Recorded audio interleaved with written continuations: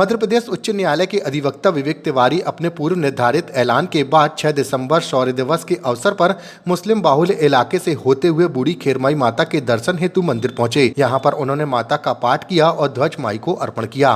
उन्होंने बताया कि बजरंग दल ने 4 दिसंबर को मुस्लिम इलाके से शौर्य यात्रा निकालने की अनुमति चाहिए थी, जिसे आधारतल SDM ने निरस्त कर दिया था। इसी आदेश के निरस्त होने के बाद विरोध स्वरूप वे अकेले माता के दर पर दर्शन करने पहुंचे थे और माई से प्रार्थना की कि प्रशासन को सद्बुद्धि दें। बेहद दुर्भाग्यपूर्ण था। SDM आधारताल ने इस अनुमति को निरस्त कर दिया था। 4 दिसंबर के लिए शौर्य यात्रा निकालने के लिए अनुमति बजरंग दल ने चाहिए थी और ऐसा लगा कि हम एक देश में रहने के बाद भी विभिन्न इलाकों में नहीं जा सकते हैं। ऐसी रोक आखिर क्यों लगाई गई?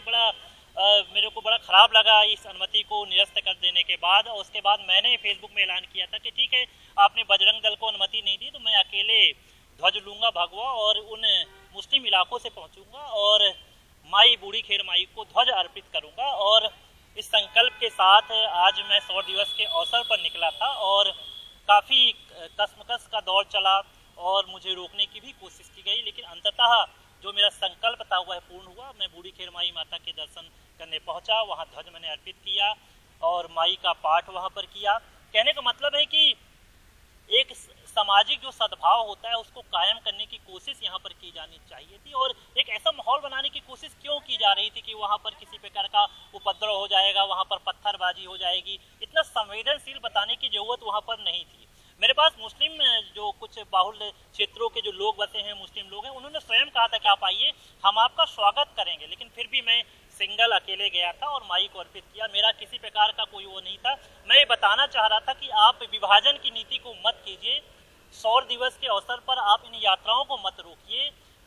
देखिए, 500 सालों बाद अयोध्या में भगवान श्री राम स्थापित हुए हैं, ध्वज वहां पर अर्पित हो चुका है, ध्वज लहरा रहा है। इसके बाद भी अगर हम भारत के विभिन्न इलाकों में जो नहीं पहुंच पाते हैं, रोकने की कोशिश की जाती है, तो बेहद दुर्भाग्यपूर्ण है। खासकर मध्य प्रदेश में तो ऐसा नहीं चलेगा, क्योंकि ये पश्चिम बंगाल नहीं है जहां पर ममता बनर्जी की सरकार है, ये केरल भी नहीं है जहां पर वामपंथियों की सरकार है, ये कर्नाटक भी नहीं जहां पर कांग्रेस की सरकार है और जहां पर RSS को बैन करने की मांग उठती है।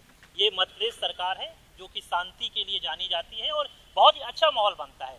फिलहाल कहना ये चाहिए कि मैं अपने संकल्प को पूरा कर चुका हूँ और बजरंग दल ने जो संकल्प लिया था उसके लिए भी हम संकल्पित हैं। आगे हम बढ़ेंगे और जैसे ही अनुमति मिलेगी हम उन इलाकों में पुनः पहुंचेंगे। पुलिस का अच्छा सहयोग था, काफ़ी चीज़ें निकल कर सामने आ रही थी, लेकिन अंततः सुरक्षा व्यवस्था के साथ हम दर्शन करने पहुंचे और कोई भी ऐसी अप्रिय स्थिति वहां पर नहीं बनी। पाठ भी किया था आपने? बिल्कुल, माई से हमने पाठ किया है, प्रार्थना भी की कि ऐसे अधिकारी जो हैं जो इस तरह से आदेश पर रोक लगाते हैं उनको सद्बुद्धि दे माई, कि वो समझें कि इस तरह से विभाजनकारी नीति अब नहीं चलेगी।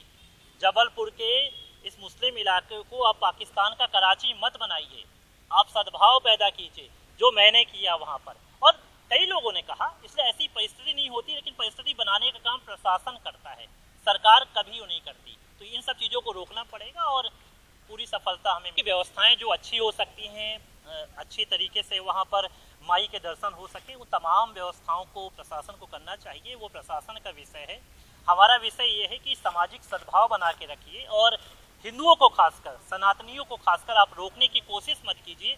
ये भारत में इस प्रकार की विभाजनकारी जो नीति कुछ अधिकारी बनाने की कोशिश करते हैं, मैं उसका विरोध पहले भी मैं करता रहा हूँ और आगे भी करूँ।